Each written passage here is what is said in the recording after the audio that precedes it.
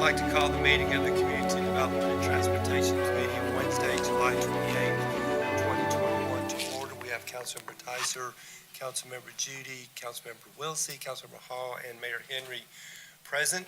The first item on the agenda is approval of the minutes of the Community Development and Transportation Committee of June 30th, 2021. Do I have a motion for that approval? Motion approved. Motion by Councilmember Tyser. Do I have a second? Second. Second by Councilmember Wilsey. I saw that hand come up. All in favor, raise your hand. And that's unanimous. Second item on the agenda is a community development item. It's consideration of an initiation of a text amendment to the Unified Development Code for sections 2.2.2, lot 2.2.8, building setbacks 2.219, residential garage parking 2.220, residential parking location 3.2.9 townhouse, 4.3.5 townhouse, 5.3.7 townhouse, and 6.3.2 townhouse, and 14.2 defined terms. So now that that's on the record, I'll turn that over to Jackie. Yes, and I will add in section 10.1.3, vehicle and bicycle parking. So the background related to this. So we were at committee meeting in April where we discussed lots. It was deferred to the May committee meeting where staff at that time, there were so many items on the agenda, we deferred it to the June meeting. So June, that was last month. So we discussed lots, frontage, flexibility for townhouse, and driveway length. So that's where we looked at that. And then at last month's meeting, we were asked to bring back two items: the garage setback evaluation and parking requirements per townhouse. So what we did over the last month was take a look and we did some research related to these two items. So this is what we found here. So currently Roswell has, for the garage setback, 4 or 20 feet minimum. We looked at Alpharetta has 18 feet. Birmingham, Alabama has a 5-foot minimum. Franklin, Tennessee has a 5-foot or a 22-foot minimum. So, and then we have some notes, as you can see, and I know you all got this in the packet, so you've taken a look at this. Jacksonville, Florida is 15 or 22. Marietta, Georgia is a 20-foot.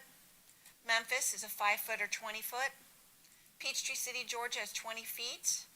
Raleigh, North Carolina is the same as the city of Roswell here. It has 4 or 20. Sandy Springs has a 6-foot or 20-foot minimum. Tallahassee, Florida has 10 feet or 15 feet. And West Yellowstone has a 25-foot public or 20-foot private. So those are the setbacks that we looked at around here, and yes, we have one out west. We were looking at everything we could find for that. And then the vehicle parking and guest parking. So under 10.1.3, the title is vehicle and bicycle parking, but this relates to parking for townhomes and guests. Roswell currently has 1.75 per unit plus the 0.5 as a guest. So you look at it as 2.2.5. Alpharetta does 1.5. Birmingham has 1 per unit plus a half for a guest. Franklin, Tennessee has 2 per unit. Greenville, South Carolina has 2 per unit. Jacksonville, Florida has 2 per unit plus 1 per guest, so they have a total of 3. So if you have one townhouse, you look at 3 spaces coming in for each one. Johns Creek does 2 per unit. Marietta, Georgia has 2 per unit plus 0.2 for guest, so they are at 2.2. They're also required to have a 2-car garage. Interesting enough, they have notes related to that the garages are supposed to be used for parking and storage of vehicles and may not be enclosed to provide for additional residential space. They have that in their code. Memphis, Tennessee has a 1.5 per unit plus a 0.2 per guest, so a total of 1.7. Milton, Georgia is 2 per unit. Peachtree City is 2 per unit. Raleigh, North Carolina doesn't vary. If you look at that, they have a multi-units based on their number of bedrooms. So like a 1-bedroom unit has 1 space per unit. 2 bedrooms has 1.5 spaces. 3 bedrooms requires 2 spaces per unit. So they do theirs by bedroom. Sandy Springs is 1.75 per unit plus 0.2 for guest. So theirs is a total of 1.95. Tallahassee, Florida is similar to Jacksonville. They have 2 per unit plus 1 for guest. So they have a total of 3. And then West Yellowstone, once again, has 2 per unit. So this is what we were asked to look at when, at the last meeting. So we've, looked at the garage parking distance and then the spaces. So you wanted us to take a look at what we require for parking and what our guest spaces is. So what we're hoping for is for you guys to make a determination what you would like for the garage distance setback, and then for what you would like to see in the parking, and then we can move this forward for an initiation at the August council meeting. Do you have any questions? Are there any questions for Ms. Alba? Councilmember Judy? So, looking at the two, it looks like we're a little above average in our parking, and on the driveway, we're right in the middle. Yes, you are correct. Councilmember Hall? Thank you, and thank you for doing that research. Just a couple of questions, just as I was looking around as well. Did you notice that some of these varied depending on the zoning? What zoning category these were in? They had different zoning classifications for different places, and so some of them varied. That did happen. So if you had like downtown, in town, they had different requirements versus in suburban, or, Yes. what we would classify in suburban. And the other observation I just wanted to make, it is pretty much over the board, all over the board. Yes. So this is an opportunity, I look at this opportunity as not measuring, us against anything in particular. I'd like to get some feedback from my fellow council members, but, the opportunity for Roswell to define what Roswell wants and what works for Roswell, whether it be, in different zoning categories or whatever we think works best for our city. And I know at the last meeting, you had a long discussion related to guest parking, so if you feel that we need to put in something specific for guest parking, then we will do it. Any other questions for Ms. Dybel? Councilmember Tyser? Thank you. So I came in today probably with a different opinion than maybe I have now, looking at this comparative.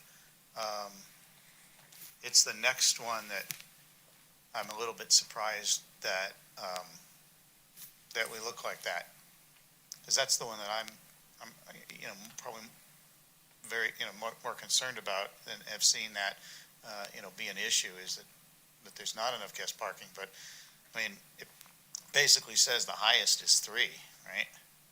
I'm looking at that right? The ones that we found, yes. Yeah.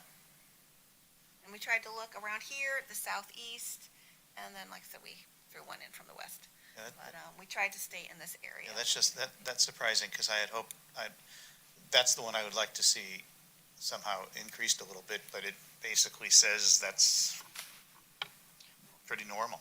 Well, as you know, that is up to council, the mayor and council, as to what you would like to see. Any other questions?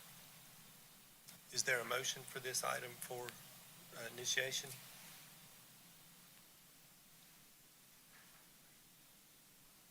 Councilmember Wilsey, is that a motion? I have a motion by Councilmember Wilsey to initiate. I have a clarifying question. Go ahead. Councilmember Hall. Thank you. So if we initiate, are we initiating to have further discussion on what the numbers are going to be ultimately, or what are we initiating? That's a good question. I was going to ask the same thing. Thank you. So I have a motion to move the initiation forward. Councilmember Wilsey? To move forward, council. Okay, so I have a motion. Do I have a second on that before we have more discussion? It seems to me like what we're moving forward is the recommended issues that are in the packet. I would suggest that as we move it forward for the commissions to look at, that we include these 2 charts. Okay. I think that would be very helpful for them. Another thing, and also to include the zoning categories where counting more allowed. Okay. That would help us to answer question, just so that we can see this urban residential area, or is there a different? Okay. corridor? We'll do a third chart for when we bring it to initiation to show you the classifications and the different zonings related to the cities that we have up here on this one. Councilmember Judy. So, on this one, like we've done on previous ones, is it smarter to send this to PC for an opinion than back to us to send to council? Because I feel like we're sending it before we really know what numbers and stuff we're sending and why and zoning categories and everything. I'm a little, I don't know. That's kind of where I am on this. Councilmember Tyson. Yeah, I guess I'm fine sending it through the process as normal and just making sure we include these two things for them to discuss through when it gets down to the boards and commissions. I think as long as these charts and the one that Councilmember Hall and Wilsey have asked for, I think that's enough information for them to look at and opine on. Mayor Henry. I have a question. This is what's in our code now. Yes, the one at the top, correct? Right. There's nothing to initiate if it's code already. Well, this isn't the only part that's being initiated. Everything that was discussed prior as well. Okay, Related to lot change, it's the frontage and everything else, so it's the entire text that you saw last month, plus these tables. okay. Do I have a second to move this forward? Have a second by Councilmember Tyson. All in favor of initiation of this item, raise your hand. That is unanimous. Thank you very much.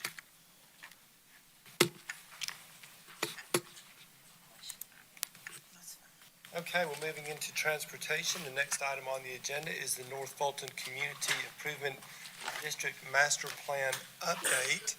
And I think I'll turn this over to Director Roth to start with to give us some introductions, and then we'll be hearing from the North Fulton CID. Thank you, Michael. Good morning, everyone. So we have folks from the North Fulton Community Improvement District here to share their future plans as it relates to the projects in the area. So it is important for us to know what they're thinking for future, because we have had some great partnerships with them in the past for, as example, the Sun Valley 1 project that we constructed a few years ago, and currently we are partnering on the design for the Old Alice project and the construction funding of it. So I'll just turn it over to the CID team here. All right, thank you. Y'all are fancy with these. I like this. Hey, y'all. Good morning. Good morning. Good morning. My name is Kristen Winsler. I am the Program Director for the North Fulton Community Improvement District. I'm joined here today with Eric Bosman. Eric is our planning consultant. He's with Kimley Horn, and they are putting together our master plan update. So I know most of you know who we are, what the CID does. If you want to talk more about that, I'm more than happy to talk your ear off about the CID. But today I want to stay focused, because I know we only have a limited amount of time. But please do feel free to reach out to me if you have more questions or you want to talk more about the CID and what we've got going on. I'd be more than happy to, again, talk your ear off and tell you way more than you ever wanted to know about what we're doing. But today we want to talk about our master plan update. So we do a master plan update every 5 to 7 years. Our first one was done in 2007. Our second update was 2014, so this is our third one. We're calling it Blueprint 3. And we go through a pretty rigorous process to get to this point. We've had several stakeholder meetings. I'd like to thank Mohammed and Rob for sitting in on many of those. I really appreciate that. So your staff has been very helpful up until this point. And we also reached out to Roswell Inc. as well, Steve Stroud as well. So we've met with several city staff, local, some elected officials at the state level. We've met with many property owners as well in Roswell and in the other cities that we represent as well. We did an economic study. We did a streetlight data study. So we've done a lot of data and research to get to this point to put this list together. And now we want to tell you about it. So we want to hear your feedback. I'm gonna have Eric go through kind of the list and what we've got for you today. And again, please do feel free to give your feedback. We love to hear what you love, what you don't love. If you think something is missing from this list, please let us know. Our goal is to have our board adopt it this fall. So again, we want your feedback. We want to hear from you. Obviously, like Mohammed said, this has been a wonderful partnership, and we want to continue that. So we don't want to put anything on our list that you all just don't want. So with that, I'm going to ask Eric to come up and present it. Thank you. It's quite all right. Thank you. Kristen. So I have 4 whole slides. We won't belabor this. We're going to keep it as brief and tidy as we can. Historically, community improvement districts in Georgia have really spent most of their money on infrastructure. So it's been roadways and signal enhancements and intersection enhancements. As Krista mentioned, this is now the 3rd iteration of the master plan for the North Fulton CID. And while historically the North Fulton CID has put a lot of money into roadways, what you're going to see in Blueprint 3 is a little bit of a shift in focus and a broadening of the CID's vision and project list moving forward. While access, things like maintaining mobility along the Georgia 400 corridor, continuing to look at how folks get east and west efficiently across Georgia 400, and how we utilize emerging technologies to manage traffic are still at the top of the CID's list. The North Fulton CID is now diving a little deeper in terms of what we can do in order to make sure that we're promoting a sense of place within the district, promoting quality development, looking to use technology as a way to make sure that we're continuing to enhance the sense of place, the sense of character, the attraction. Essentially, the CID is the commercial business district in the entertainment area, and being able to maximize the value of that area while preserving the surrounding single-family neighborhoods is an important component. And then you'll also see multimodal. A lot more concentration in this market now in terms of walkability and being able to get places on bicycles and alternate modes of transportation. So the North Fulton CID in Blueprint 3, you'll still see traditional roadway projects, but not a lot of new roadways, more on the intersection improvement and modification standpoint, but then a broadening in terms of the CID's vision for what we might be able to do in terms of trails, open space, sense of place, enhancing character in the district, and now also thinking about the potential if, when transit comes up Georgia 400, what that might mean and reshape the district, whether that's 5 years from now or 20 years from now. Now, one of the things that's probably important to note is that the portion of the city of Roswell that is in the CID today is really in sort of this Mansell Road, Old Ellis area, up a little bit farther to the north. Now, we've taken a little bit of license with Blueprint 3 because there have been ongoing discussions for years about the potential of expanding the CID down to the HOLCOMB Road corridor. That hasn't happened. This area isn't in the CID yet, but we didn't want to have a 5-year short-term action plan and not be prepared if Kimberly Clark or NIMS or other property owners did choose to elect to become part of the community improvement district. The CID can't just take over property. The property owners actually have to sign a consent form in order to join the district. And we wanted to be prepared if that is the case over the coming years. So none of these projects are really guarantees. They're more in anticipation of what we can do today up in the Old Ellis area, but what might be possible in the future if property owners along HOLCOMB Bridge join. Thanks, Brett. Sorry.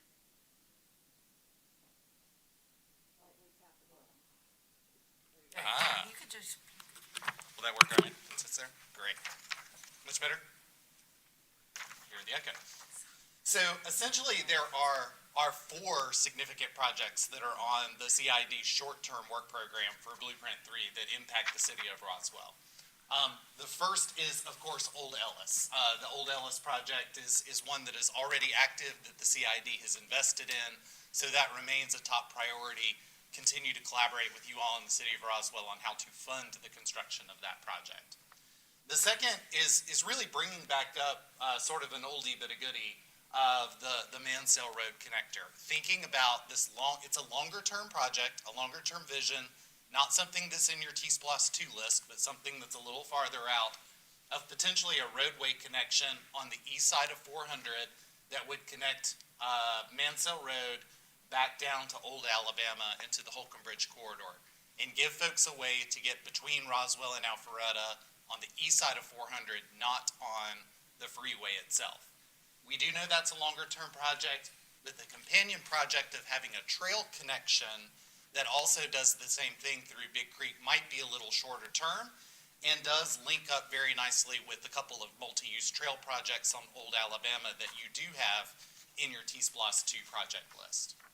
The other place the CID is prepared to invest in the coming years would be a potential partnership to look at the motor mile along the Highway 9 corridor. As you know, the city of Alpharetta has a study that is getting ready to start on the south end of their downtown coming down Highway 9. It may make sense as electric vehicles come online, as we start to rethink what some of these suburban corridors start to look like, to look at an LCI type or other study that thinks about the future of the Highway 9 corridor.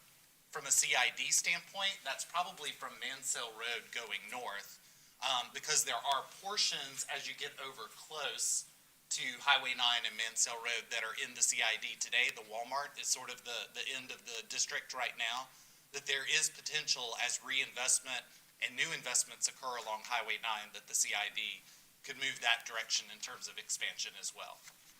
So those are the 4 projects that are sort of on the short-term list. I'd be remiss if I didn't mention all the things that you all are doing with the interchange of Holcomb Bridge and Georgia 400. If the CID were to expand, that would be another potential area where we could look at additional investments and projects. While you all already have a partnership with the DOT to look at the interchange, if transit comes up Georgia 400, walkability to and from that station is going to be very, very important for the surrounding office and commercial enterprises. And that would be something that the CID might be interested in partnering with as well, so that if that station occurs, that you really get the use of that station through the first and last mile connectivity that goes to it. So as we've developed this project list, we actually started with a list about 50 projects. What's in the short-term work program for the CID and Blueprint 3 today is 20 projects. These 4 are the 4 that are directly impactful to the city of Roswell. What you'll see is sort of the cost, and then we went through an evaluation process, and you see sort of a percentage score that helped us rank the 20 projects in priority order. So as we just noted, Old Ellis Extension would be the top of our list for Roswell. The Highway 9 study might be next, and then the Big Creek Greenway and Mansell Connector obviously depends on some things that you all are doing in terms of when and if those projects might be ready. If you take those 4 projects and put them in the entire sort of list of 20, the CID covers a large portion of Alpharetta, a small portion of Roswell, and an even smaller portion of Milton. This just highlights where those 4 Roswell projects are in our overall thinking. This is the Old Ellis project, which is actually number 5 on our list. In fact, all 6 of these top projects are projects that the CID has already invested and put money into, which is why they're at the top of the list. And then you'll see Highway 9 and the Big Creek Greenway connection down at 12 and 13. And then the Mansell Connector, which again, we know is a long-range project. We want to have on the short-term project list, but it is number 20 on the list. So that gives you an idea of how we're thinking about the blueprint, the projects that impact the city of Roswell, and where those sort of fall in our thinking in terms of what the CID's 5-year investment plan looks like. So with that, we'll be happy to take questions. Is there any questions for Councilmember Tyser?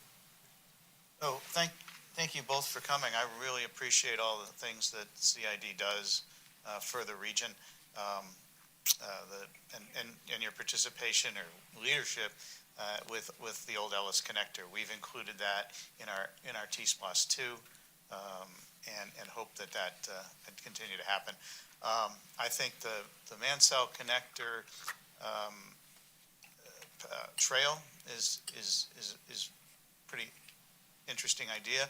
A little bit concerned about how the impact on East Roswell businesses are when we make it easier to go up to Alpharetta to shop. And so would want to think a little bit more about that, using the Old Alabama Connector sort of as the example.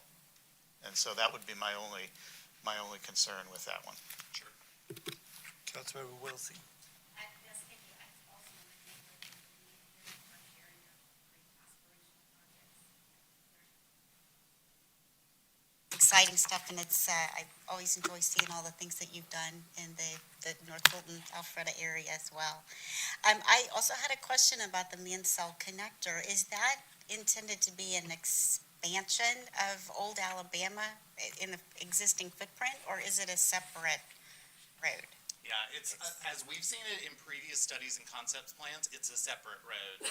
It does tie into a road that comes south, directly south to North Point Parkway across Mansell Road. Right, It was an Amley, I'm not sure if it's still an Amley, multifamily complex right, there. right, okay. And then would actually come down and tee into Old Alabama. Further south than the current Mansell connector, is that correct? Do you? Yeah. If I could just add, so that's the same project that we list as Lake Creek Parkway Phase 3 project. So Gotcha. we had it listed on the T-Splosh 2 initial master list. It did not make the cut. But this is where we extend, this would be the extension of North Point Parkway into Roswell to Old Alabama. So kind of a parallel way, parallel to 400 way, Right, right, sure, going from All the way north. Roswell to Alpharetta Right. on the east side. right, okay. Councilmember Zapata. Thank you, Michael. So thank you for being here and sharing the information with us. I have a question. You mentioned that you don't take over land, but you work with commercial landowners and businesses, I imagine mid-sized to big businesses. So can you share with us a little bit about what kind of businesses and big commercial landowners have already joined the CID from Roswell? Yes, absolutely. We have, our district, so we only are in the commercial area, first of all, so we don't have any residential. Residents don't pay our CID tax. So we go from just a little south of Mansell Road, just north of Kimberly-Clark, basically, and we hug 400 all the way up to the Forsyth-Fulton County line. So when you're talking about Roswell, you're probably, let's see, I would say we don't have any huge landowners in Roswell. We have a lot of the, several of the car dealerships, like the Honda Carland, a lot of the ones that Buck Woodruff owns. We have all of those in there. The hospital actually will be joining in our next expansion. However, they're a nonprofit. They don't pay the CID tax, but they want their property within the district, so they'll actually be a member as well. And they're going to be joining. And then, so we have a little bit of the Old Ellis area, and then a little bit, again, the Mansell corridor as well. I think there's a car dealership right there. Again, a little bit more smaller owners in Roswell. We have been working out. Mims is a property owner over on Old Ellis as well. And they've actually reached out to us about joining some of their other property. And we're working with them and some of their neighbors as well. Again, we can't have outliers, I would say, so everything has to be contiguous. So our district has to be contiguous. We can only spend money within our district as well. So that's just how we operate, and we're not allowed to kind of have outliers. We're not allowed to have donuts, like big holes in our district either. So that's just how we expand, basically. So our last expansion was in 2017, and we'll be coming to y'all with another expansion, adding some more Old Ellis properties, as well as, like I said, the hospital, and then a couple of Alpharetta properties as well, in the next few months. Okay, so just follow-up question. So which commercial landowner or businesses are already paying the CID tax from Roswell? I'm happy to send y'all a district map for you, and you can see kind of what properties are actually in the CID. So Roswell actually does have an appointment to our board. His name is Steve Massell, and he represents all the Buck Woodruff properties that are in the CID right now. He is your representative on our CID board. Y'all put him on our board, and that is at your pleasure. So he's kind of I would call him the Roswell guy, so to speak, for our board. Any other questions for Eric or Kristen? All right, thank you all very much for the update and the information. Thank you for your time this morning. Thank you. And before I move to the next item, I need to mention that Councilmember Zapata did actually join us at the last item, for item number 2. I didn't have that in originally, so. Item number 4 is consideration to approve a construction contract with Soul Construction LLC for a multi-use trail along Houze Road from Henry Road to Sadie Creek Drive in an amount not to exceed $159,582.25. Thank you, Michael.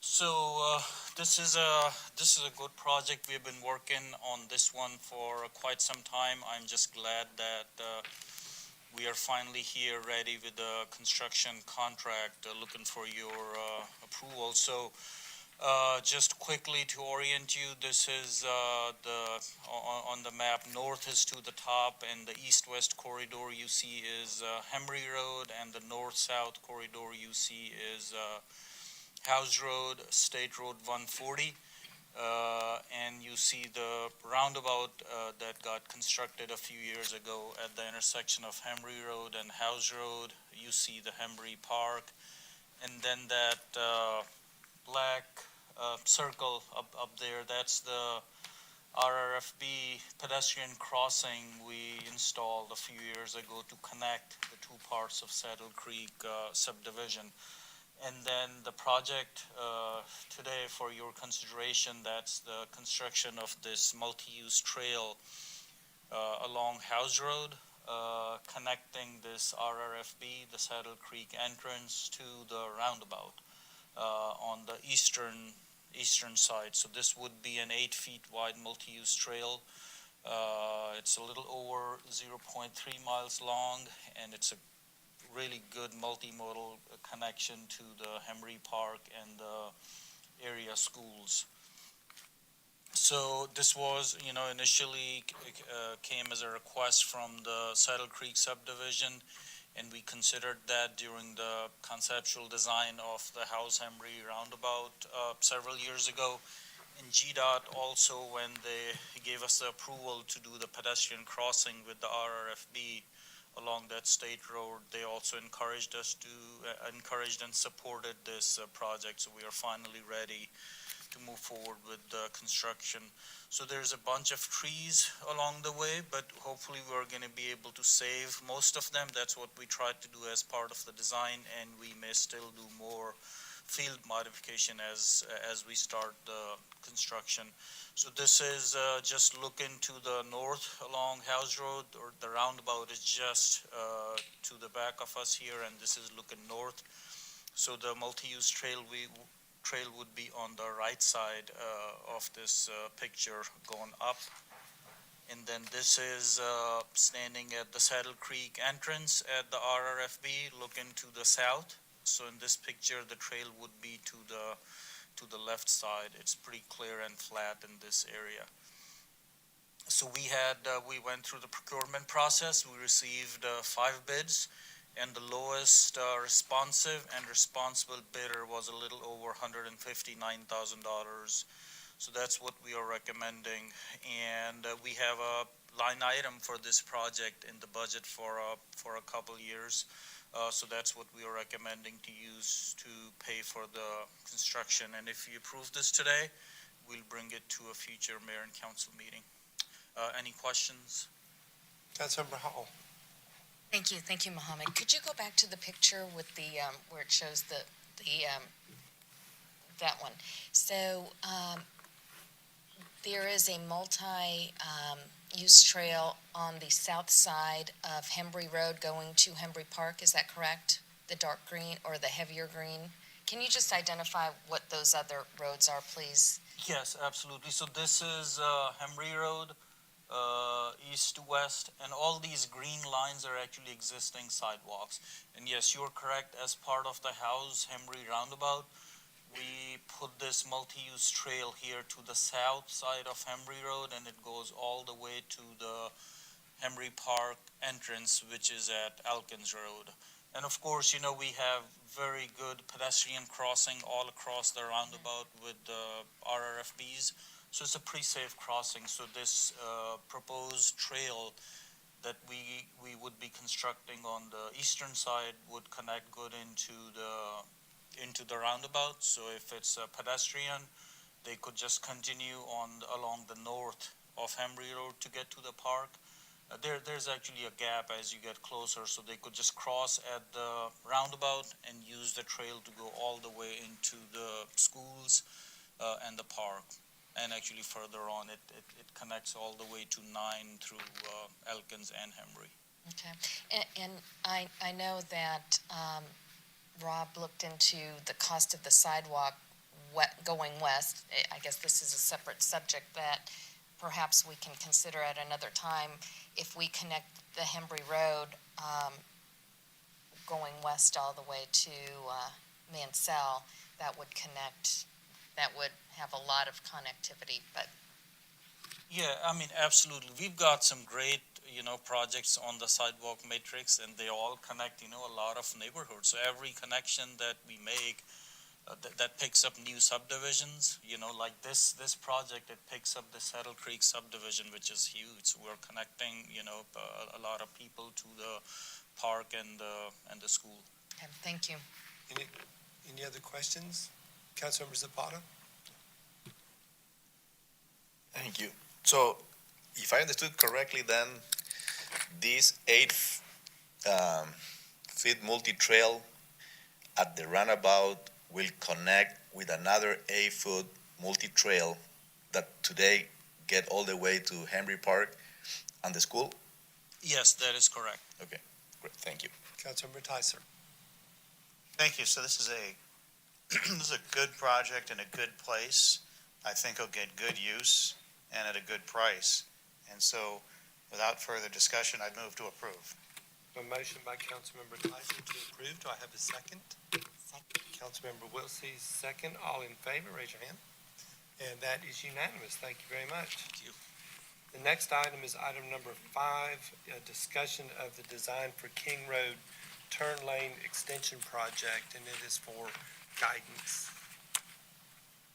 Thank you, Michael. So this is an update to the King Road project, and I just wish I had a better update than this one, but it's not a good update, so I'll just explain what's going on with the project. So this is a graphic of the area. So you see now north on this picture is to the right of the screen.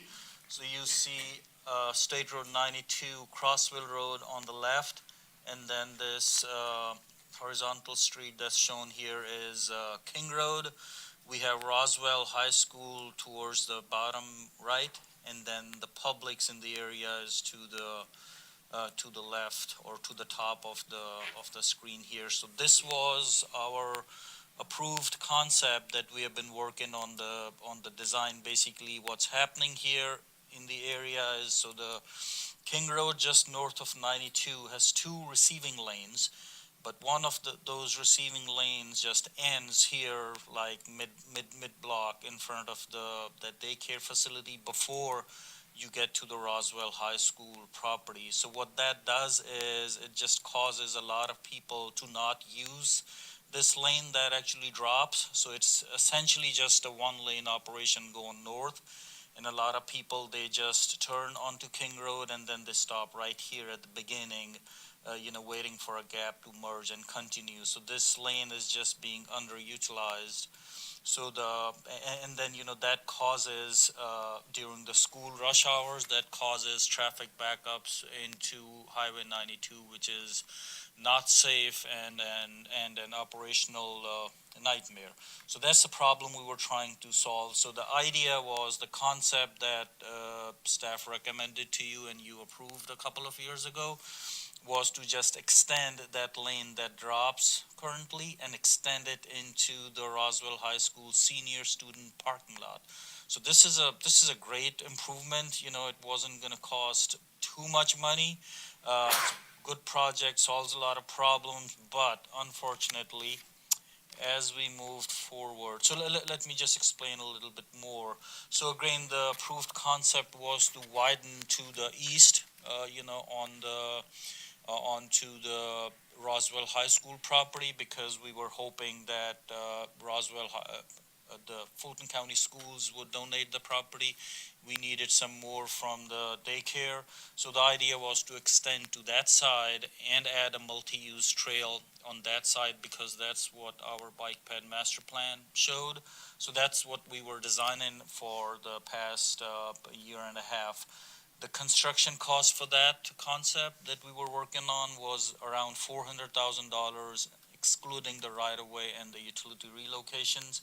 So again, that was a preferred, recommended concept to you a couple of years ago because, we could just do all the widening on one side and, save the other side, and with the hopes that Fulton County would donate the right-of-way, which they, in concept, agreed with.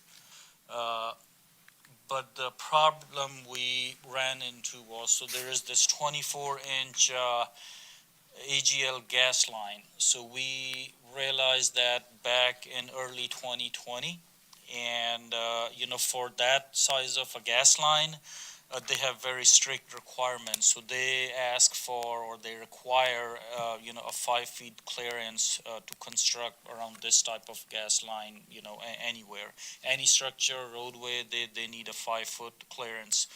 So we had to do some additional studies. We did subsurface utility engineering. That's not a standard process, but we added it after the fact to the design process to figure out the exact depth, the exact location of that line. And then AGL later on did some other stress analysis that they do for the future projection of the vehicles to see what kind of stress that line would be taken on if the project were to be constructed. So we considered with them, some minor design changes, just move it a little bit here, a little bit there, considered all kinds of options. It's just not feasible, as we learned. So the recommendation for you today would be to do a redesign, a full redesign, and widen to the west side, which would be the public's side, and also construct the multi-use trail on the west side, which is contrary to the hub and spoke map. But that's really seemed to be the only option in this case. We also talked about, relocating the utility, but it's a 24-inch gas line, so the relocation cost is just over $1 million just for that on top of the project cost. So that's why we're saying it's just not feasible. So if you are okay with that, but anyway, this is the proposal now. So we basically, here's again, that's the same lane that we extend into the senior student parking lot, but all the widening would be done to the west side, which is the public side. So we have to shift, the existing lanes that we have on this segment of King Road, and then do the multi-use trail on the public side as well. So that's the concept. Its project is still obviously doable, but we'll have to do all the widening to the public side and not the Roswell High School side. So if you want to move forward, the redesign cost would be about $37,000. This is just an initial estimate, but it shouldn't be too far off that number. And the estimated construction cost for this new concept would be almost $600,000. And remember, the cost for the initial concept that's not feasible anymore was $400,000. And this is still excluding the right-of-way and the utility relocation, but we don't foresee major right-of-way take or any significant utility relocation costs in this case. So staff is recommending to redesign and shift the project concept to the west side, which is the public side, and construct a multi-use trail on that side as well. Or, you have the option to just abandon the project. And again, talking about the financial impact, so initially a couple of years ago, you approved $200,000 for the design work on this project, the King Road project, and the Woodstock right turn lane project at Highway 92. So we still have some funds left in there, enough to cover this additional $37,000 of design cost. And then you also gave us, upon staff request, because we were thinking things are moving in the right direction, we could construct the project, so we requested and you approved $350,000 as part of the mid-year budget for the construction of this King Road project. So that money's there, but that's definitely not going to be enough to cover the construction cost. So we'll need more for construction later. So if you approve, we could bring this forward to a council meeting for approval. And if not, we can, discuss other options. So that's all I had. Do you have any questions? Councilmember Hall. Thank you, Mohammed. I have two questions. First, on the multi-use trail. So this multi-use trail that'll be now on the west side will tie in to the complete street. And where is the multi-use trail going? Is it going on the north side from going west on King Road to the Target Shopping Center along Brookfield? Yes, that's a good question. So if you go to the right of the screen, which would be to the north, you would get to Hardscrabble Road. And if we make a right turn there, going towards Chafin Road or the Eatrish Road, Crabapple area, we recently finished construction of the multi-use trail on the south side of that. Okay. And then we are working on finalizing the design for the other project, which is going along Hardscrabble from King to the Target Shopping Center. So that's where the design, Rob, is to have the multi-use trail on the south side or north side of the Hardscrabble, the Brookfield subdivision side. That's where it's going to be. But again, at the intersection of Hardscrabble and King, it's a signalized intersection. We have crosswalks all around, so that's a safe crossing. People wanting to use just the trail they can cross. But again, this segment, what we are talking about is just doing the trail within this project limit that is impacted. So this will essentially connect into the existing 5-foot sidewalk on either end, but a future project could pick that trail up and fill in the gap as a trail. We have existing sidewalks, but, not necessarily trail. So it's just going to be the trail for that section tied into a 5-foot sidewalk, which ties in at the corner to another trail. Yes. That's really that's what we have been doing, basically. Wherever we get the opportunity, we either put in a sidewalk or put in a multi-use trail, just fill in all these, small gaps, do what we can. We're never obviously going to have enough money to do trails all over the city at one time, so it's just we are picking up pieces here and there as we go. Okay, and my second question is on the funding. If you could go back to the funding page, please. The $200,000 that was for the design of King and Woodstock, you mentioned that's already been done. The Woodstock Project Road design has been done, and the funds have been used for that as well? It's not done. That was actually way behind in design from this King Road project, but that's moving forward smoothly. It's not done, but still, when it's done, we'll still have enough money remaining. So the 200 will cover? 200 will cover the additional $37,000 for the redesign.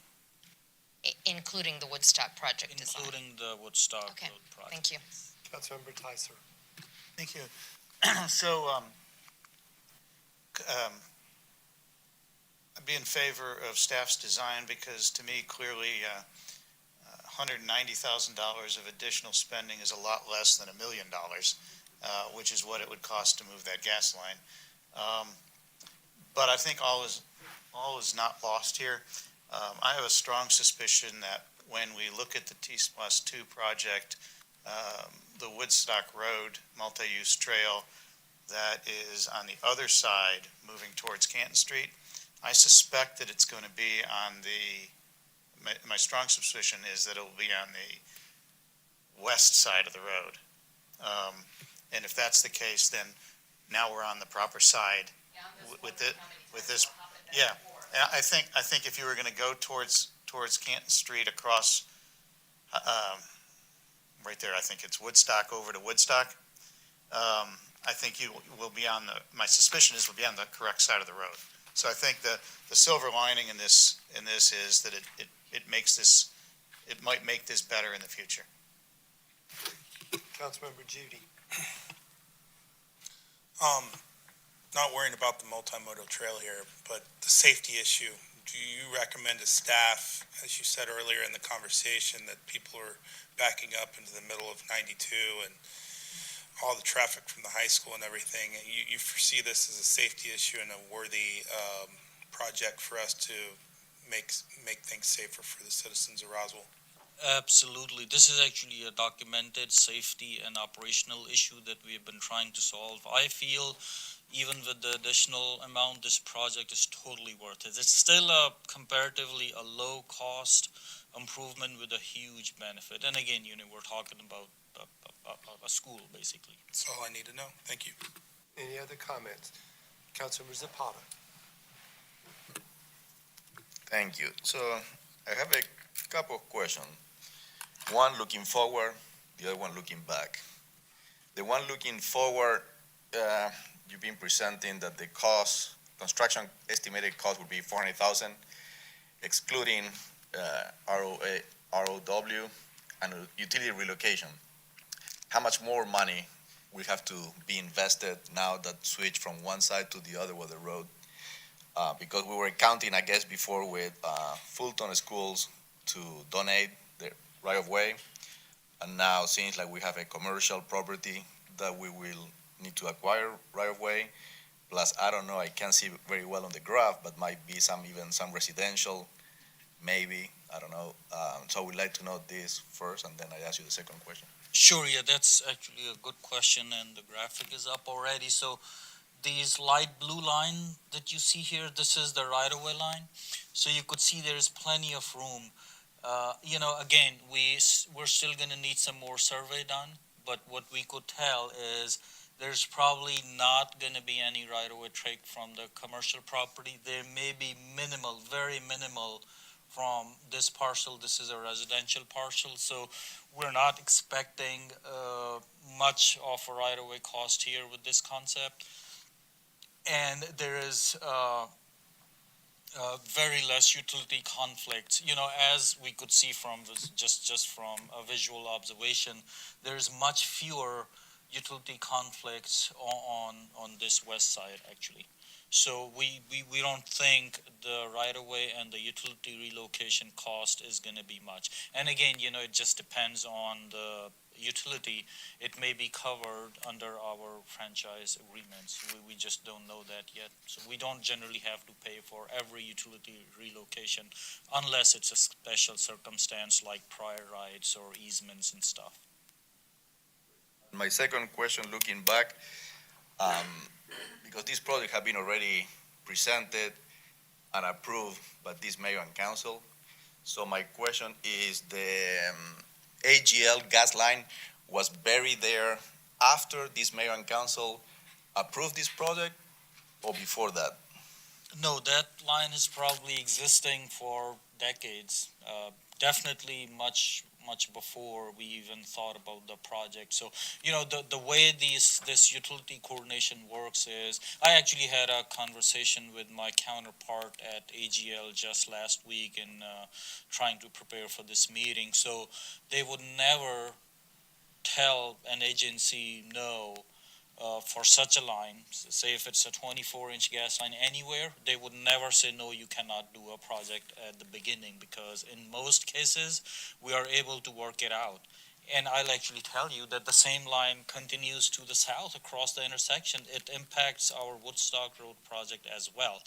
But there, the difference is, it's still going to be under our future right turn lane on Woodstock, but there the impact is not as it is here. Over there, we are filling, so that clearance is more than the minimum 5 feet. So in that case, based on site conditions, it works, but in this case, it does not. And it takes these additional studies and additional tests that we did some, and AGL did some, to figure out what's going on. And then, decide. So it takes this much time, to kind of figure these things out. So it's nothing that we would have known 2 years ago or, even a year ago. Thank you. Any other comments or questions? Yes, Councilmember Hall. How long is that space to the south, to 92 from there roughly? I see maybe a couple 100 feet, maybe 200, 300 feet. What's roughly that cost to fill in for multi-use? Ballpark? It's not gonna be huge, there, I see an existing, sidewalk there, and I see, the right-of-way line, but again, these are just rough. If you like, we could just bring a quick, estimate, if this goes forward to the city council meeting. That would be great. We could add a little estimate for connecting the trail all the way to the intersection. Thank you. We could do that, okay? Councilmember Judy. If there's no other discussion, I'd like the motion to move this forward for safety reasons alone. I have a motion to move this forward by Councilmember Judy. Do I have a second? Second. Second by Councilmember Tyser. All in favor, raise your hand. And that is unanimous. Thank you.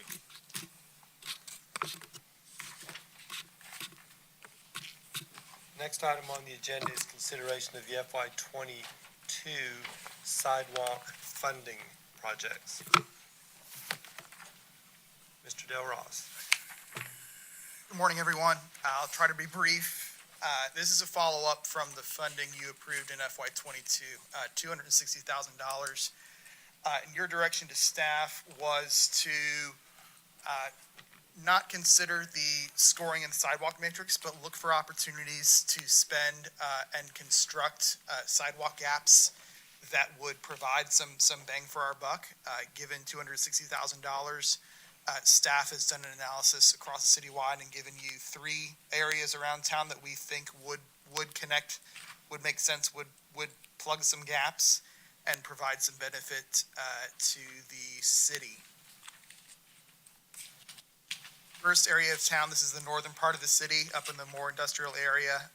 Wills Road and Maxwell Road on the map above. Wills Road between Hembry and 9 is completely within the city limits. Maxwell Road near where I'm going to bring the cursor onto the screen. You cannot see it on the screen. Approximately right there on Maxwell Road where the curve is, that is where the city limit line is on Maxwell Road, Alpharetta to our north.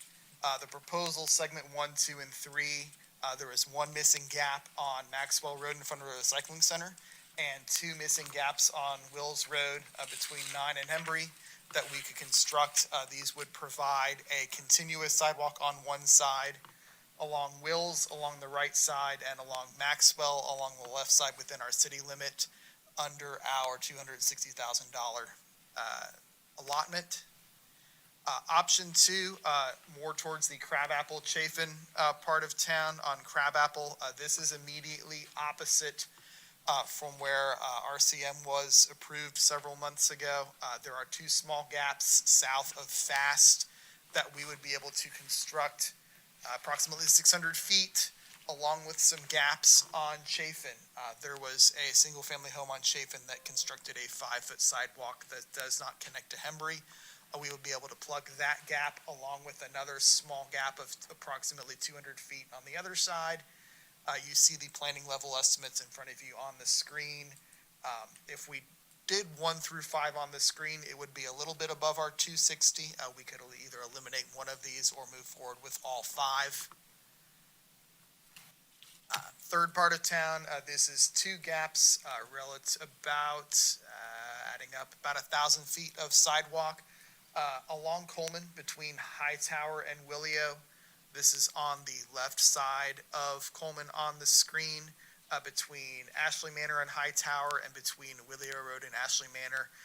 There is no crosswalk at Hightower and Coleman, so this would provide a continuous segment from Hightower going south to Willio, and then allow residents to use a crosswalk to cross at the signal of Willio and Coleman. Would be able to be constructed, again, within our, giving planning level estimates within our $260,000 target number. given the three areas of town, staff's recommendation was to move forward with the Coleman Road concept. This is something that we think would provide the greatest benefit and the most amount of pedestrian traffic and provide the best value given our $260,000 number. If you concur, this is something that we would bring forward to a future council meeting for approval. Councilmember Tyser. Thank you. I had the opportunity to meet with Director Ralph this past week and go through these. This recommendation is the longest amount of sidewalk we can build for the budgeted amount of price. I think it also is in a really good spot as it relates to, again, to what's in T-Splosh 2 for the Pine Grove change, and it allows these folks, if I've got it all correct, to get over to our business district in a sidewalk continuation. So for those reasons, I think this is a very good option. Any other comments? Councilmember Hall. Thank you, and thank you, Rob, and we also had an opportunity to meet and look at a few other options that I was wishing were less expensive, but for basically for the bang for the buck, I agree. Looking at the population and how many residents this benefits, I like this idea. We'll do Councilmember Wilsey and then Councilmember Zapata next. Yes. Thank you. I understand that this amount of money really needs to be considered as part of a holistic picture of what's being spent everywhere across the city. So I just want to make sure that in the total spending that it's being allocated and that needs are being met across the city, all the way from the eastern part to the western, north and south. So I guess the question I would want to ask is, was there a gap grouping on the east side of town that was considered? Understanding that there might be other projects, larger projects that kind of balance that need out. When we looked at what we could do for $260,000 and looked at gaps that did not necessarily score well, but made sense as far as providing that either last gap or last couple of gaps to get us a continuous stretch on one side of the road or the other, there were none on the east side that kind of bubbled up. That fell into that amount. Correct. Just to remind you, given the remaining sidewalk funding, so outside the $260,000, we have approximately, I'm going to say, $800 to $1 million currently in that account, and that will be building the remaining segment on Woodstock that we've talked to you about previously. That will build the Hardscrabble connection that Mohammed just talked about, north of Hardscrabble from King to the Target, and that will start designing the Old Alabama segment that we spoke to you about a couple of months ago from Big Creek Park to Tyson's Corner, I believe. That will get us well underway on that project. We may not have enough to construct it and push it over the finish line, but we will be making a lot of progress on that moving forward as well. I understand why these might have bubbled at the top, but I just want to make sure that we're thinking about it, holistically and across the entire geography. So, thank you. Councilmember Zapata. Thank you. So if we can go back, please, to the Will Road, Maxwell Road option. So the total project is $235,000. And can you explain a little bit about because we know it's a kind of a light industrial, heavy commercial, no, but some businesses there.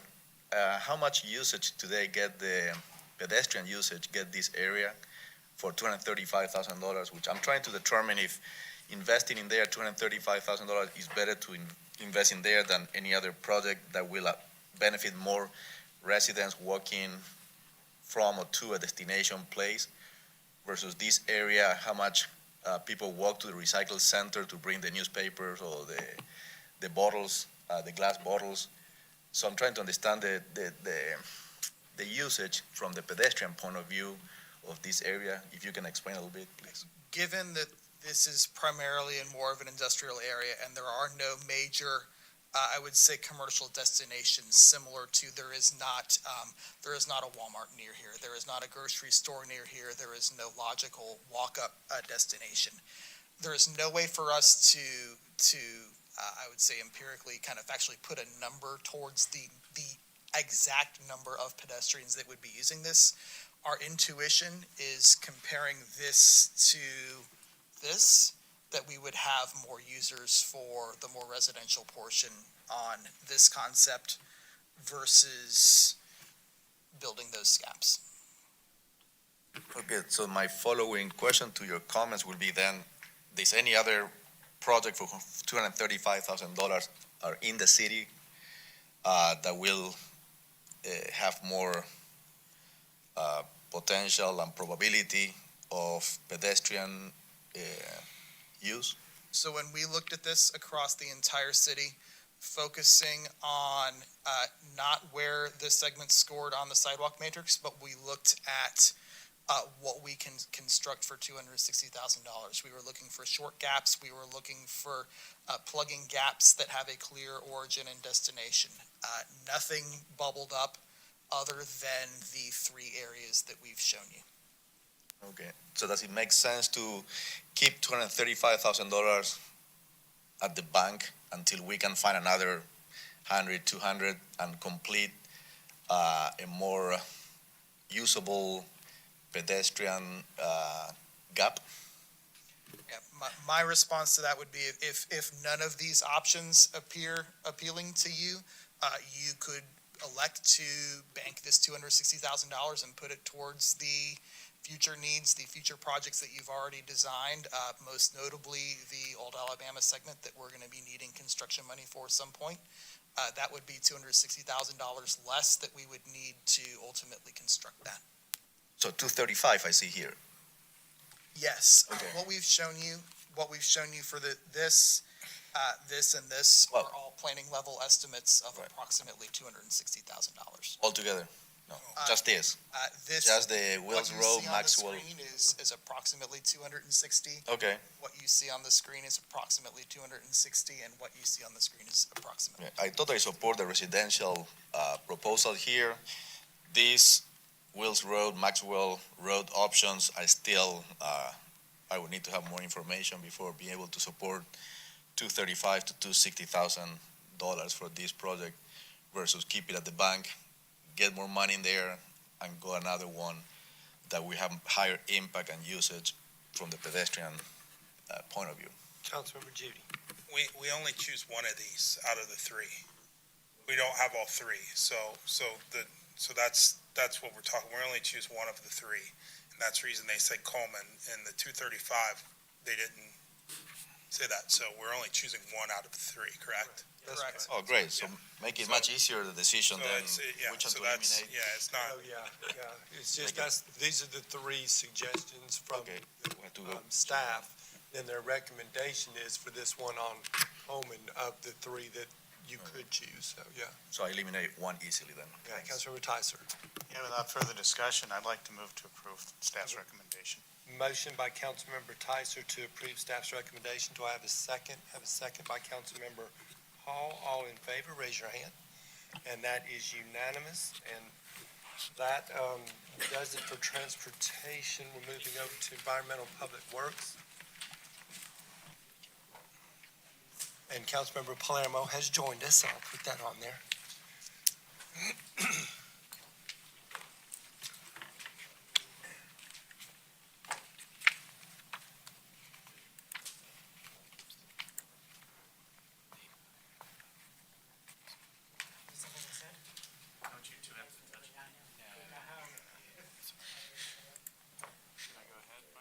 Nope.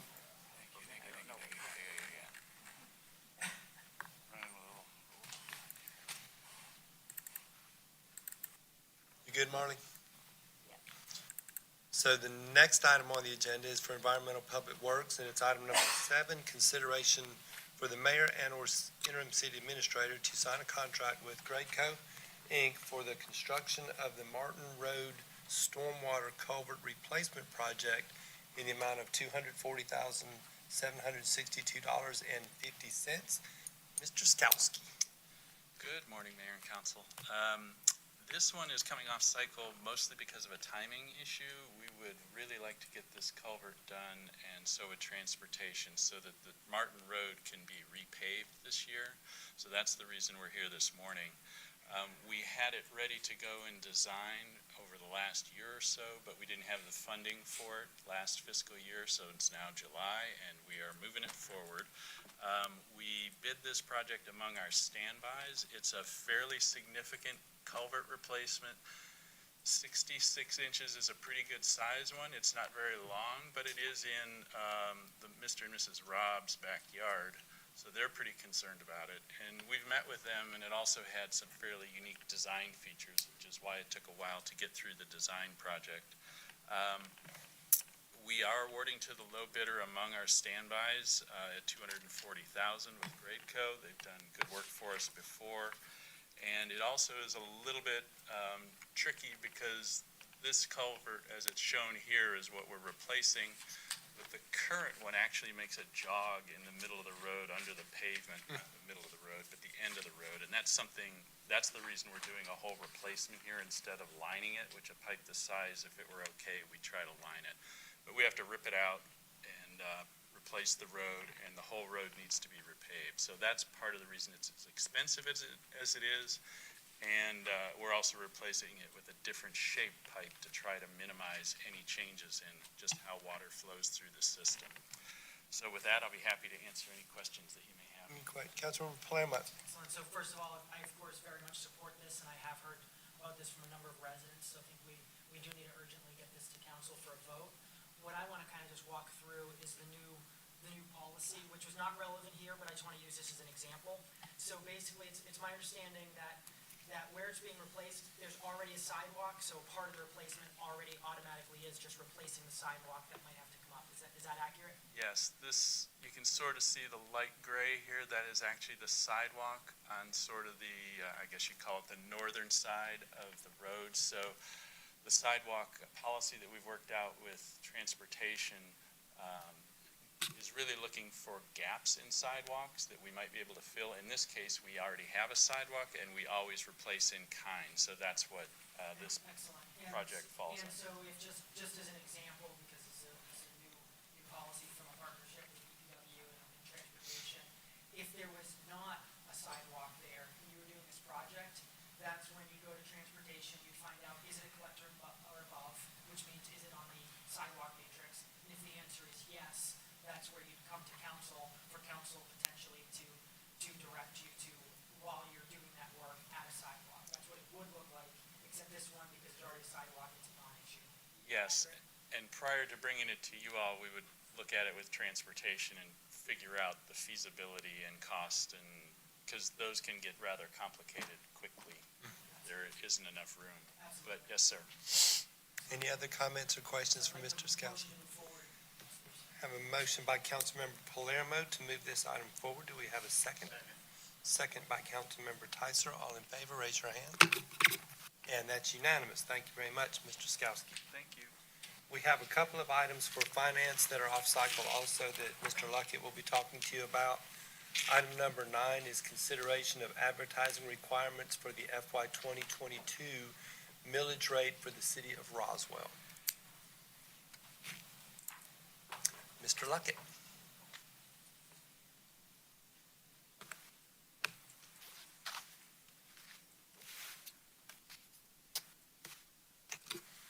Good morning, everybody.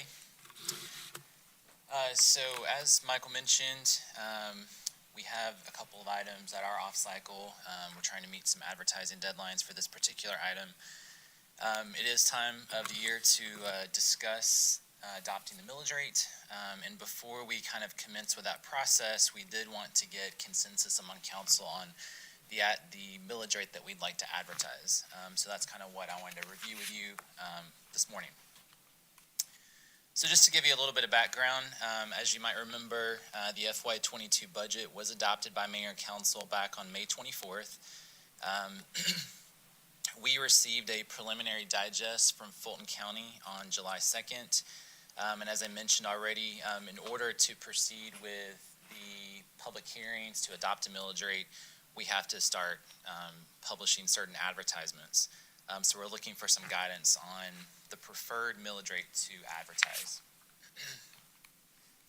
In terms of the advertising requirements, we are required to publish a chart that shows our current digest along with a 5-year history of our digest.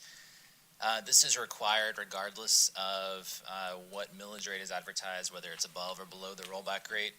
The other requirement is a notice of property tax increase. And this is required only if the advertised rate exceeds the rollback rate. And so if we go that route, we are required to hold 3 public hearings, and we will release a press release along with that. Also, part of the requirements are that council may adopt a lower millage rate than is advertised without any sort of negative implications. But if we do move forward with adopting a higher millage rate than what we advertised, we would be forced to restart the advertising and the public hearing process. So this is just to give you an example of what, this is the current tax digest and 5-year history of what that looks like. And as you can see, it does include a millage rate here. That would show up in the advertisement. This is the advertisement. That's the notice of property tax increase. The language up here is pretty standard, and we can't deviate from that a lot. There is a little box that we're allowed to include with the advertisement that allows us to provide some explanation as to why, some background as to the property tax increase. So in terms of the actual hearings, we're proposing to come to you all August 23rd would be the first reading of the millage rate ordinance.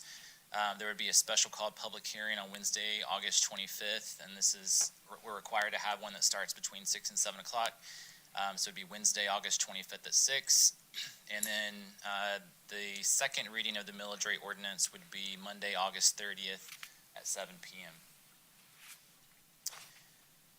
Along with this, I wanted to just give you an update on what the digest looks like, and this was included in your packet.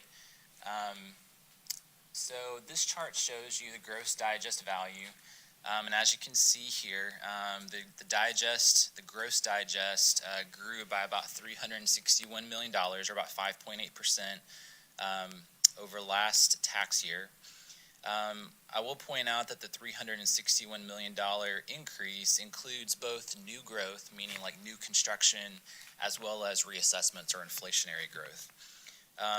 As you might also remember, the floating homestead exemption started a few years ago, and as assessments grow, so does for those homeowners that have the floating exemption, their floating exemption grows with their assessments, so that the growth is capped at the rate of inflation or 3%, whichever is lower. So for this particular tax year, if you have the floating homestead exemption, the most that your taxes will grow is 1.2%. That's based on the rate of inflation as of January, and that's set by Fulton County. I will also point out that of the real property growth that's kind of baked into this number, there was about $357 million in real property growth. 92 million, or about 25% of that, 357 million, was related to new growth, new construction, whereas about $266 million, or 75%, was related to reassessments or inflationary increases. This next chart shows you the change in the breakdown of the gross digest between residential, commercial, and other property types. So as you can see, our residential digest increased by about 1 percentage point from 72 to 73%. Commercial decreased by 1 percentage point from 25 to 24% of our total overall digest. Regarding homestead exemptions, these are the homestead exemptions that are offered by the city of Roswell. So we have the first two that are offered exclusively for seniors. Anyone 65 and older can qualify for a $2,000 reduction in their assessed value Those 65 and over with a adjusted gross income of 40,000 or less can qualify for a $20,000 reduction in their assessed value. Those two combined reduce our digest by about $40 million. We also recognize the federal disabled veteran exemption, which reduces our assessed value by another $5 million. And then the floating homestead exemption, which I mentioned earlier, that began a few years ago, that reduces our digest by approximately $706 million.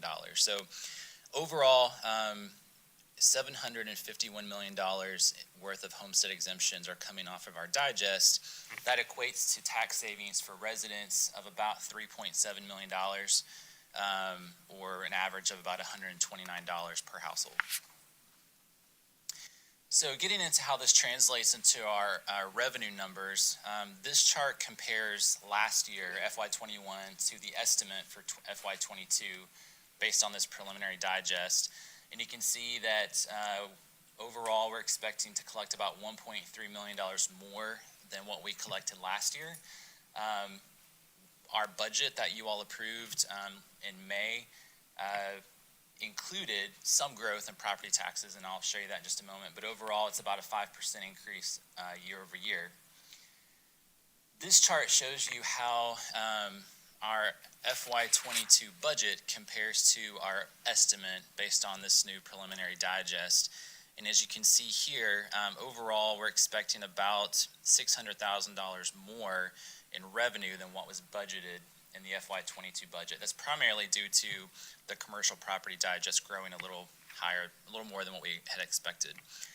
But that $600,000 is broken down between $490,000 in the general fund and a little over $100,000 in our debt service fund. This chart shows you our millage rate history, and you can see that we reduced our overall millage rate in FY 2019, and it's stayed at that 4.955 since then. So the next steps, we're requesting guidance on the preferable millage rate to advertise, as I mentioned before. And in your packet, I'd included a memo that kind of provided a little more detail than what we've talked about in the presentation here. But we did include a couple of options for consideration in terms of the millage rate to move forward with. I will point out Mayor Henry asked us to include the option that was discussed during the budget approval process, which was decreasing the debt millage rate. That's one option to consider. There's the option of maintaining the current millage rate or adopting the rollback rate. We provided you some details of those options, and I'll be glad to go over the impacts of any of those with you. I'll just say that for today, we're really just looking for guidance on what to advertise, and working out the final details can take place as we move forward with the approval process. Councilmember Tyser. Thank you, Ryan. I had a chance to run through this a little bit and have a concept to share. I've been able to talk with some of you. I didn't get a chance to meet with Councilmember Palermo. I'd hoped to see you this morning, but our schedules just didn't work out.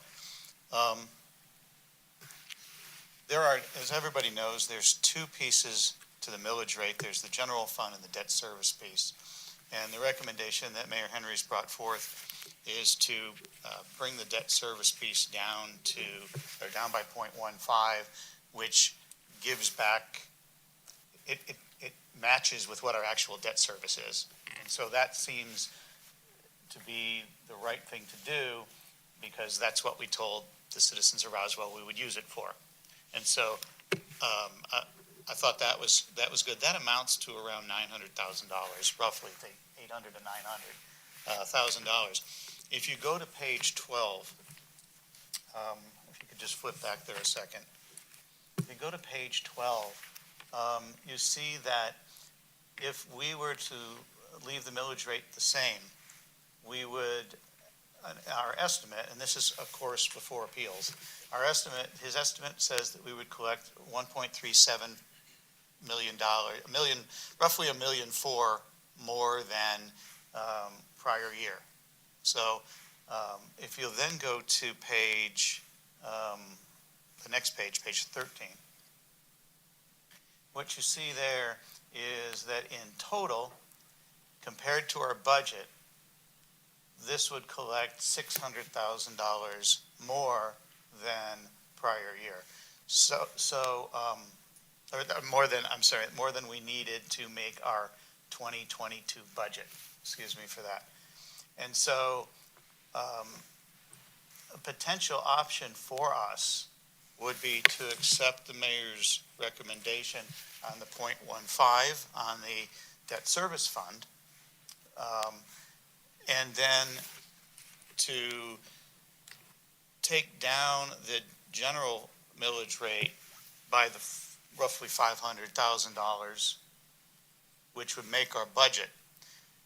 Now, why would I be comfortable doing that when perhaps I might not have been comfortable at different times? And it's a belt and suspenders thing for me. What we know is that so far our sales tax revenues have been coming in stronger than expected. And I think could easily make up that $500,000 short, potential differential. But the suspender part is we know we have money coming in from federal assistance that's coming in that I'm sure that we would be able to make up that $500,000 somehow if we absolutely had to. And so there are two ways to cover, to cover that if it didn't occur the way we had expected it to. So I don't know exactly what that millage rate would be, but what I know is that the 900 plus the 500, so that's the 900 of the .15 rollback on the debt service, and then reducing general fund by 490, gets us on budget with backup just in case, and it just happens to equal 1.4, which is the same as, if you go back to page 12, just happens to be the same number, pretty close, as that 1.3. And so originally when I saw that, I thought, well, this is great.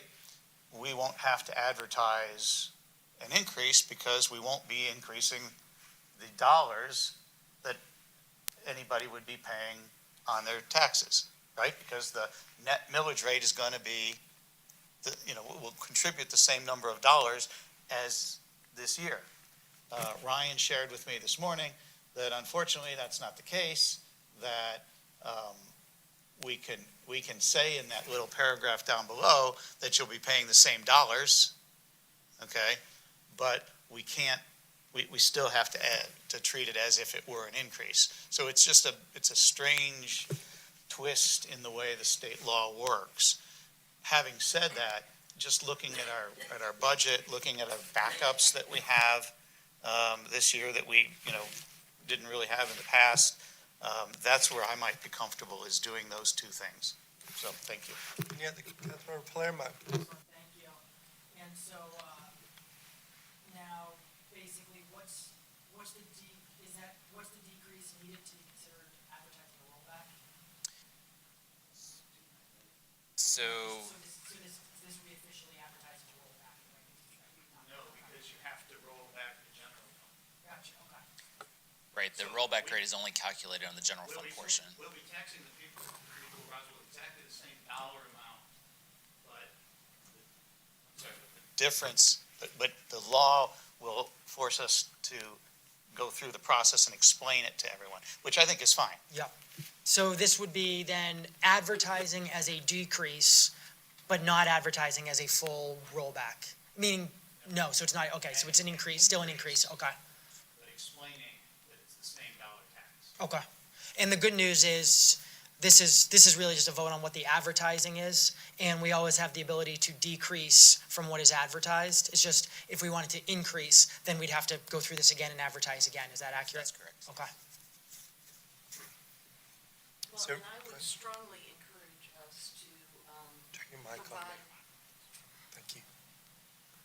I would strongly encourage us to provide consensus today, because I think consistency through this process, that way we're not changing things midstream. I would suggest that we go with the reduced rate. I would support what Councilmember Tizer brought up. I'm adamant about the debt service, reducing that. So whatever your pleasure is, I would suggest we move forward with what we are going to do. Now, I realize that we can change it and reduce it further, but we just can't increase it. So if our intention is to not increase the millage rate, I think that we should commit to that right now. We can always reduce it further. Councilmember Palermo. Yeah, and so with that, I'd say I could certainly commit to advertising the way we've just discussed and certainly commit to not increasing it. That being said, I would certainly want more time to see if there's the opportunity to decrease further from what we'd advertise, but that would meet all of our advertising needs. Sure. Councilmember Hall. Thank you. Ryan, so if you could just walk me through on the advertisement, if we're talking about decreasing the debt millage rate, so the effective millage rate would then be 4.805 instead of, is that what we'd be advertising, or we would continue to advertise the 4.9? We would, if you all give us consensus today to advertise the 4.805, that's what we'll advertise. But that will still require us to publish a notice of tax increase because we're not meeting the rollback rate. That's calculated. Okay, and the rollback rate would have to be 4.512. Yes. So, because that comes strictly from the general fund, Right. they don't consider that we're rolling back the debt service also. So, can I just jump in real quick? Councilmember Tyson. If you were to do what I suggested, you would be you would have the rollback rate, but the law would require you to say that rollback rate in total is an increase because we didn't make the change low enough in the general fund, even though the total millage rate will come down to the rollback rate. It's just the way the law reads, and we just have to explain that we've brought you back to we've brought you back to the rollback rate, okay? And it's a unique way that the law reads.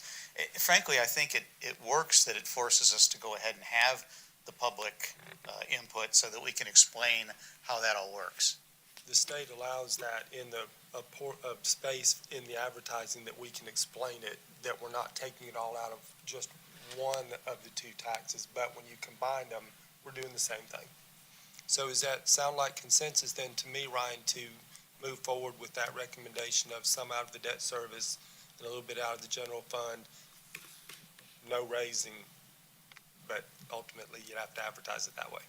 So essentially, it's the decrease in the debt service millage rate that was already discussed, the 0.15, and then whatever millage rate to eliminate the additional revenue that was estimated here. Is that? Just to be clear, you would take the debt service millage rate down to 0.15, and then whatever the millage rate decrease was that equaled $490,000. Which I think gets you to the number Christine had, but I'd want you to. I think that's it. Councilmember Hall? Just to clarify, the new debt service rate would be 0.10. Correct. We're decreasing by 0.15. Thank you. Councilmember Palermo? And so Ryan, in doing this, is that moving, because from a general fund standpoint, it's technically an increase, is that moving some of our debt service into general fund? Okay. No. Excellent. All right, I think you got the information that you need. I don't have anything else on my agenda, so we're adjourned. Oh, I'm sorry. Oh, we do, I have one more. I have item number 9, thank you. Consideration of a resolution authorizing the mayor and/or city administrator to sign a supplemental lease with the Georgia Municipal Association to finance the replacement of the ruggedized laptops for the police and fire departments. I was such excited about that. Yes, so currently we lease the ruggedized laptops that are used by public safety personnel in their vehicles, and that lease is coming to an end. It was for a 48-month term. The departments have worked through procurement to evaluate various options, and they feel like continuing the current model that they have through Panasonic best meets their needs. So this request is to approve a lease agreement with GMA to finance the purchase. So we're actually going to switch from a fair market value lease to a lease purchase. We received a good rate of 1.34% for a term of 48 months. The annual debt service would be $204,000, and that's within our budgeted amount that's included in FY22. Any questions, Councilmember Judy? Motion to approve. I learned a new word today, ruggedized. Ruggedized computers. Is that a that's real right. word? Yeah, they're ruggedized. That's an industry term for them. Motion to approve. Motion to approve. Do I have a second by, who was that, Councilmember Palermo? All in favor, raise your hand. And that is unanimous, and we're adjourned again. Sorry about that. Ruggedized.